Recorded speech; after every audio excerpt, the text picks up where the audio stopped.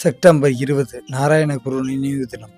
ஸ்ரீ நாராயணகுரு 1856 கேரளா மாநிலம் செம்பலஞ்சி கிராமத்தில் பிறந்தார்.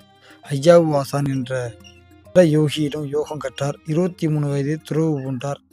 1888 அருவிக்கரை குருகுலத்தை நிறுவி ஏழை ஆதரவற்ற குழந்தைகளுக்கான பள்ளியினை திறந்தார். 1897 மலையாளத்தில் ஆத்மோபதேச சதகம் என்ற இலக்கியத்தை இயற்றினார். சுப்பிரமணிய சதகம், தோத்திர பாடல்கள், மாலா, வேதாந்த சூத்திரம், தர்மம், தேவார பதிகங்கள் உள்ளிட்ட நூல்களை படைத்தார். இவரது சீர்திருத்த கொள்கைகளின் விளைவாக நாராயண தர்ம சபை உருவானது.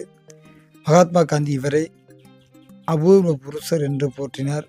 இவர் தத்துவம் குறித்து பல்கலைக்கழகங்களில் ஆய்வுகள் மேற்கொள்ளப்பட்டன. அனைத்து ஒன்றே என்ற கோட்பாட்டை உருவாக்கினார்.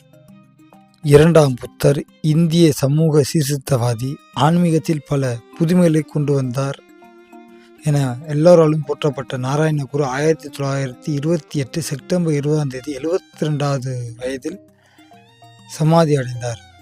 இவரது நினைவாக 1967 இந்திய அரசு தபால் தலை வெளியிட்டு கௌரவப்படுத்தியது.